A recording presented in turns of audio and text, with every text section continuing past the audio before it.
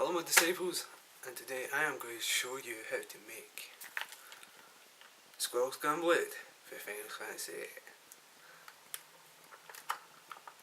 Oh yeah. Right, okay, here's the template I made.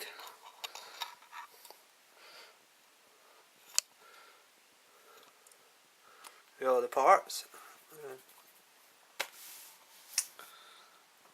As I said in our Keyblade video, I just enlarged it till it fit round about where my head was, and then traced it all out.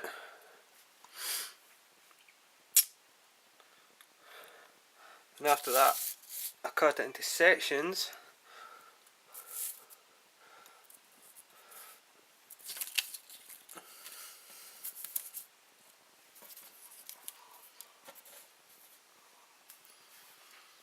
So I've got all the bits ready for cutting out in cardboard. So this is everything I've cut out of cardboard.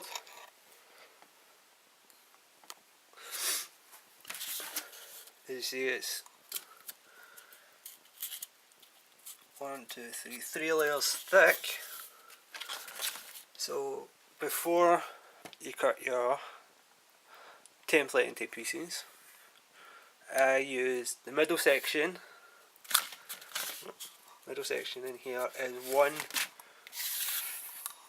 one full piece of this without it being split up. You could just do the 3 layers, but I like to make it look like it's slightly separate. And I'll cover up all this. I haven't done the cylinder.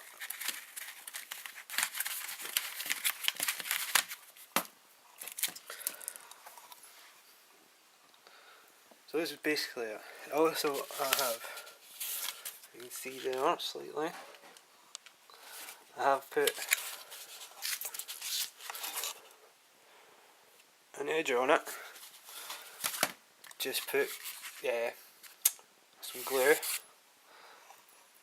down into these bits, leave it for a couple of minutes, let it set down, then give it a squeeze and form it into the blade edge. And if there's any wee gaps, like I had a big one here, I just filled it in with glue. As you see, there are still some, but they will get covered up. But mainly, I did stick these bits on, which I could have left till after, because these are going to be black and the rest is going to be silver. I do have this section here, which this wee bit here should be able to fit in. It's just a bit of metal that I randomly found and have flying about. So the main parts that I'm going to try to show you will be how I do the cylinder, because I'm not 100% sure on how I'm going to do it yet. It fits in pretty nicely and pretty snug, so the metal bar won't be running all the way through. It'll just be sitting in there, glued into place. Then the cylinder, I had to glue here because it was slightly flimsy. But my next step is probably just to fill it in with a wall filler, sand it all down, then paper mache oil in it possibly, because it's a bit rough. I've had it lying about for a wee bit, so that was my fault. But it's mostly how these probably won't be perfectly hanging. Symmetrical on it, but I'll cut these out. I'll do it for the second part. I've got my trigger, my hammer. Then after I get that done, I'll do the bit that's on the end of the chain. I'm thinking about draw this out, cut it out on a thin piece of cardboard, then go over it with some the clay that I've got. But the biggest thing is maybe how am I going to do that on each side of the blade. That's the only thing I'm not 100% sure yet, but we shall go through it. First off, I'll go through the cylinder. Right, so what I've done for the cylinder, I've just took a toilet roll tube.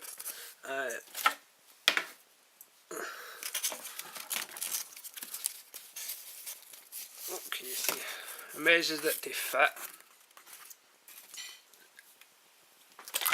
inside the area. Then it was quite thin and there was quite a lot of gap, so I have added an extra layer of cardboard around that. And I have another section here which will go there. It's just to bulk it out as much as I can, which will be pretty good. And plus there'll be added a couple of layers when you paper mache it on. And I've got another tube. These gaps will just, you can fill these in pretty easily with a thin bit of cardboard. I just hot glued that on. The reason why I'm using masking tape is just to test everything out first before I actually start gluing it. I've scored it here so I can cut this out. So I've just cut this to fit around here, and I'll get a bit of masking tape to see how well it will fit inside. So that's just the masking tape on it. Let's see.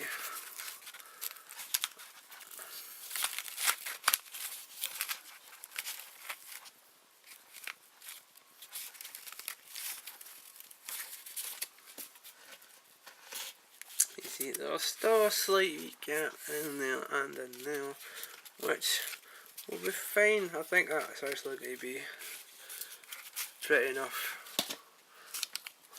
a good size and shape. You see. But the only thing I might have to do is,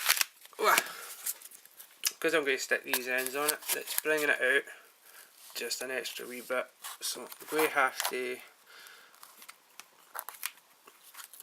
cut some of this just away so I can get it to fit when I have the end caps on. I'll cover this bit up with an extra thin wee bit. The bits in the middle for the cardboard with the gaps in it aren't too worried about because they're going to be under all this. But oh my, because I want it to be like this cylinder when you wrap this around, have the grooves out. I'm going to do it just on this top layer, so I'll show quickness.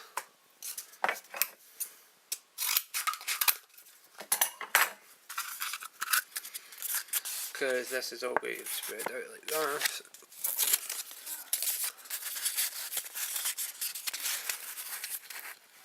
It's going to be like that all the way along.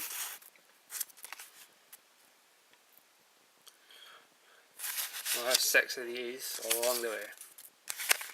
Then it will just be this bit that will have the cut out, not all the way through, because it'll give it a wee bit of depth in that too. Because once you cut through this bit, you'll be able to see the bottom layer.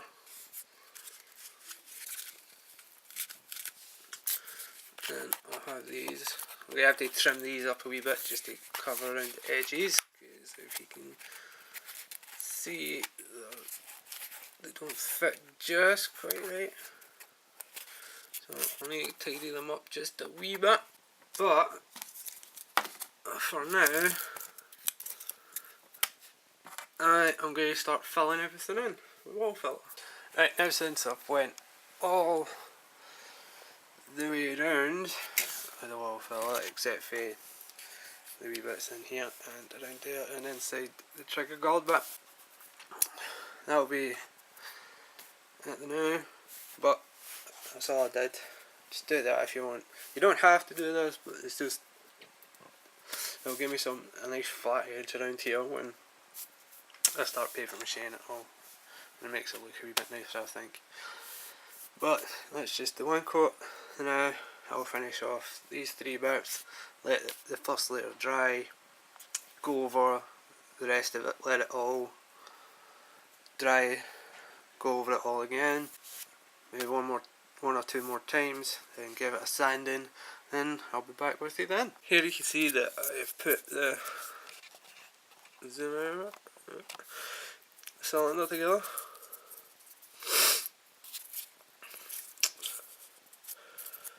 I just cut out a section that would fit into here. It's probably not perfect, I don't mind, and the circles are cut out really badly, but because the cardboard was quite thin, I ended up tearing quite a bit of the corners, but I don't mind, you can still use. That's the worst side, but that's going to be stuck here. But once it's all painted, it should be fine, because it's going to sit in the chamber quite nicely in there. Now that I've done 2 layers of this and I've sanded it down, I'm going to give it a quick layer or 2 of paper mache. I'm just going to use PVA glue and water. The reason why I really want to do it is it's really flimsy at these parts here, and I'm going to try to do it to strengthen them a bit.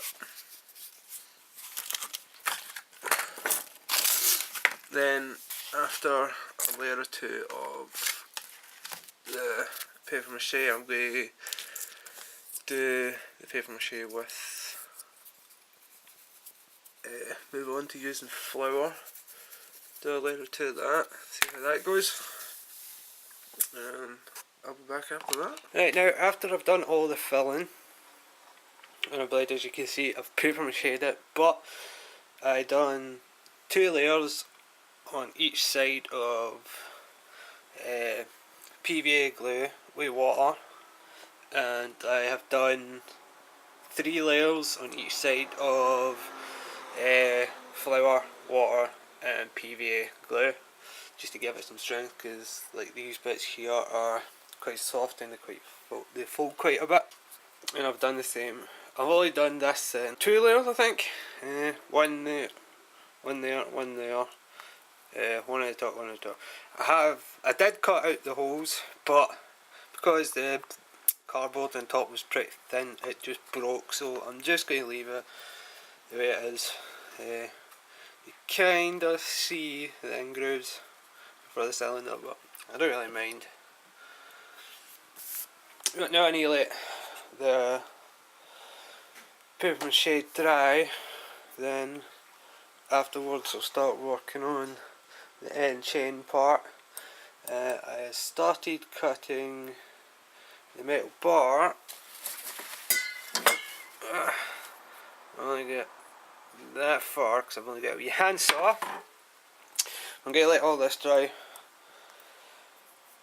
then I'll start working on everything else after I get it tidy up, and I shall show you that afterwards. Be back with you then. Sanded it all down, make sure it's clean.